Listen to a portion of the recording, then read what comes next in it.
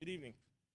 I've shared this story with some people in the past, but for the sake of the invitation tonight, I'll give the condensed version of it. But during my senior year of college, I was voluntold, and I say voluntold specifically because my roommate signed up for, and somehow I got dragged into it as well. But he signed up to teach the 3 and 4-year-olds class at the congregation I was a member of in College Station. And to say I was underqualified is a huge, vast understatement.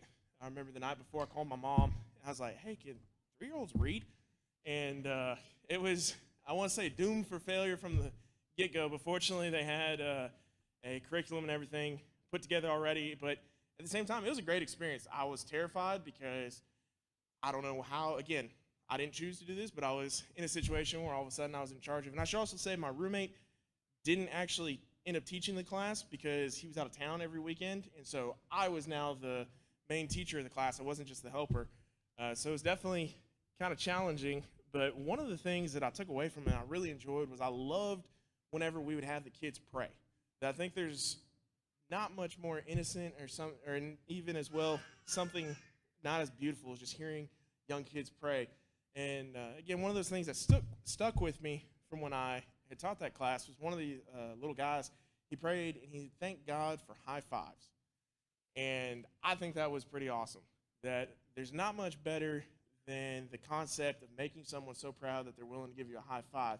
And again, it stuck with me, but tying it to kind of a biblical principle, a verse it always has reminded me of is actually in Hebrews 11. And just real quickly, Hebrews 11 in verse 16, and it says, "But as it is, they desire a better country, that is a heavenly one. Therefore God is not ashamed to be called their God, for he has prepared for them a city." And I think you could go into a lot of depth over this concept of God not being ashamed. And when you start digging into it and you start looking at it as God not being ashamed as a result of misplaced confidence, it's an awesome thought. And the fact that God is proud of his people. And when you start looking at what is it that made God proud, and we read the rest of Hebrews 11, we see that it's by faith, so-and-so did such and such. And you go through the entire chapter, and you can see by faith Abel offered, Noah constructed, Abraham obeyed, he went. Sarah received the power to conceive. By faith Isaac invoked. By faith Jacob blessed. Joseph mentioned. Moses refused. Moses left.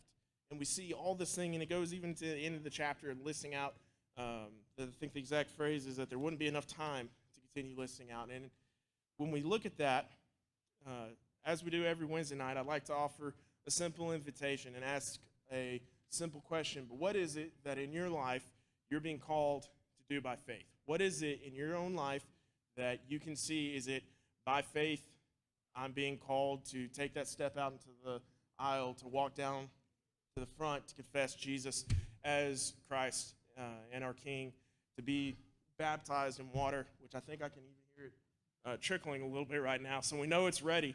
Or maybe it's something even simpler, not simpler, but maybe it's something else. Maybe it's within your own lives. Maybe it's by faith you're being called to stand up at the water cooler, which I don't know if offices have those anymore or not, but it's to stand up against blasphemous talk, whatever it may be.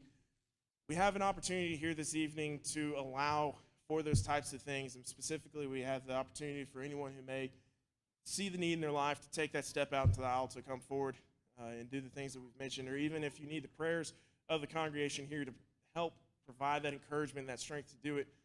If you have any need, we'd ask that you come now as we stand and sing.